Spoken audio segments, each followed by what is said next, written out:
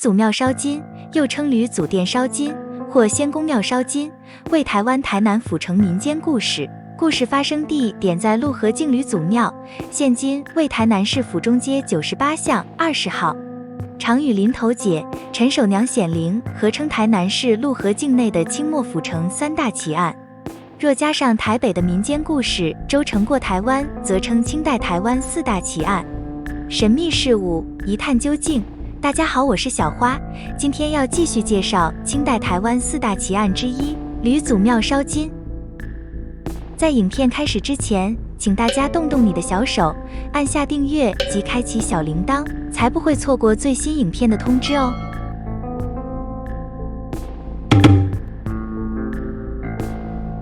相传清朝乾隆年间，六合境坛月迎接吕祖香火，建草庵奉祀，治瘟治病，求财求子，无不应验。嘉庆12年建造大庙，并聘用道士为民众祭改，消灾解厄。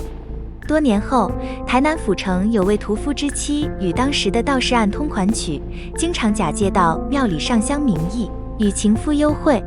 但依民间习俗，参拜时应装一篮金纸钱，贡品到庙中祭神。但是屠夫发觉妻子每次只带空篮去，根本是灌篮假烧金，意思是手里提住篮子，假装烧纸钱。屠夫大为起疑，某天他带一把刀，跟踪妻子到庙中，果然在庙后的禅房见到妻子与法师正在欢好，屠夫捉奸在床，一怒之下将2人杀死。后来吕祖向多位乡民显灵托梦，指出此事，官府得知后去询问屠夫的小姨子，小姨子只称多日不见其姐，每次拜访都被屠夫借故逐回。官府于是将屠夫捕入衙门，尚未刑求，屠夫得知原来是神事破案后，立刻讲出所有案情，坦诚罪行。1510时招出自己将2人头颅埋在庙内，残余肢体剁成碎肉，混入猪肉摊中贩售给顾客。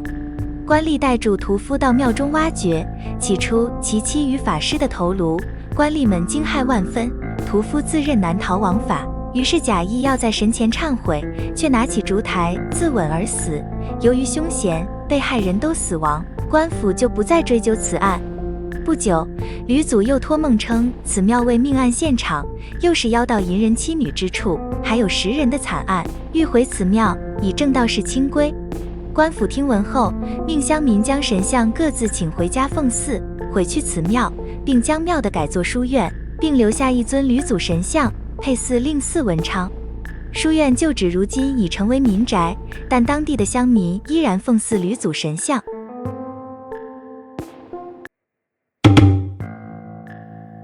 吕洞宾原名吕岩，字洞宾，以字行，道号纯阳子，绰号回道人，中国道教仙人，8仙之一，5恩主之一，5文昌之一，全真派5阳祖师之一，中吕内丹派和三教合流思想代表人物。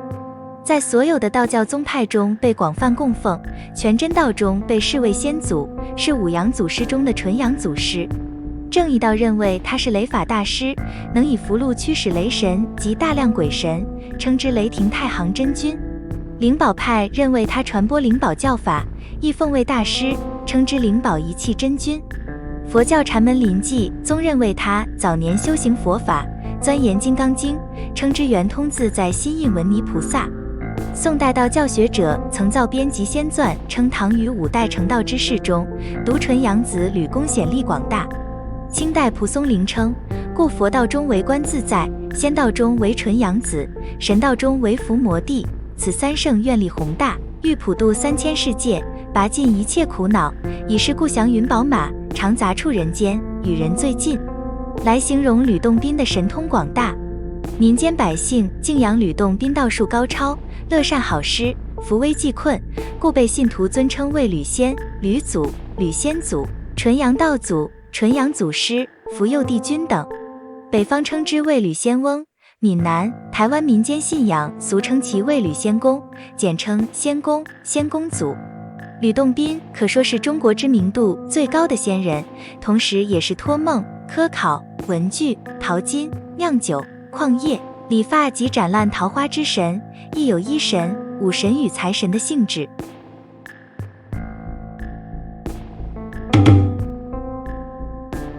色是男人最怕的颜色，在华人社会中戴绿帽意指一对恋人中，女方与其他男人偷情、相好、出轨，若被人戴绿帽子是件很不光彩、很丢人、丢脸面的事情。在古人眼里，绿色一直是卑贱的颜色，在春秋时期，若卖妻女求食者，都必须以绿巾裹头部。直到元朝更是明文规定，在元典章里面有一项规定，娼妓须穿着黑色短袖单衣，称为皂衫，而娼妓的族人、亲人则必须以青绿色的头巾裹头。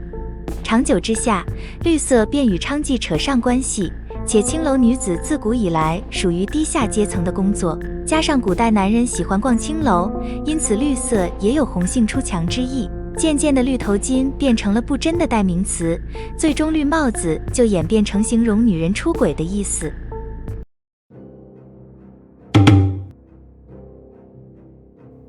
吕祖庙烧金也有其他不同的版本，以下我们举2个做介绍。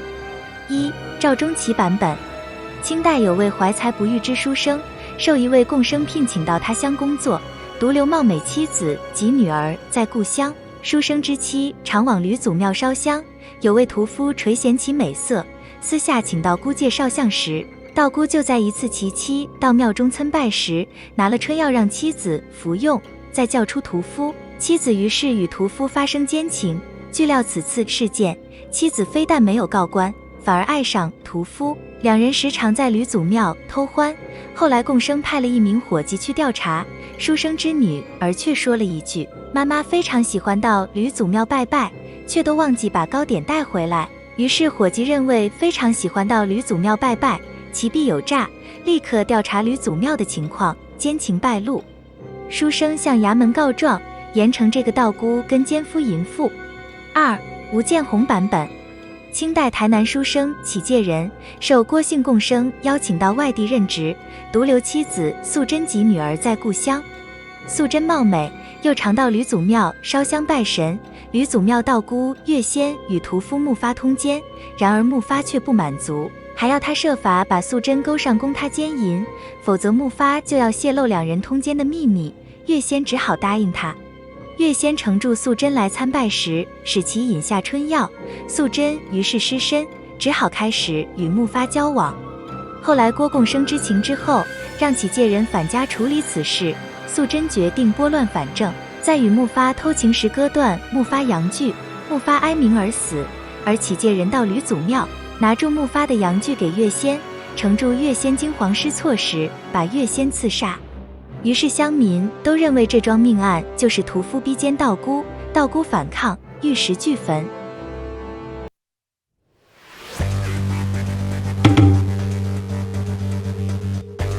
吕祖庙烧金的故事延伸出2个台语俗谚，一是灌篮假烧金一词，妇女假装提金纸篮赴庙参拜，其实篮中空空如也，并无祭神用的金纸钱，现在的意思多为矫情骗人。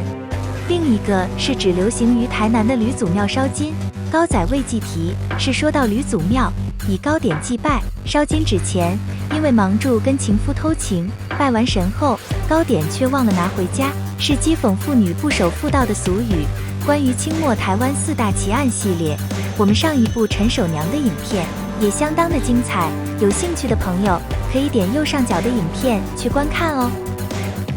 如果你喜欢我们的影片，请帮我按赞、订阅以及分享，或到这几个平台来关注我们。我们下期影片见，祝各位有个美好的夜晚，晚安，拜拜。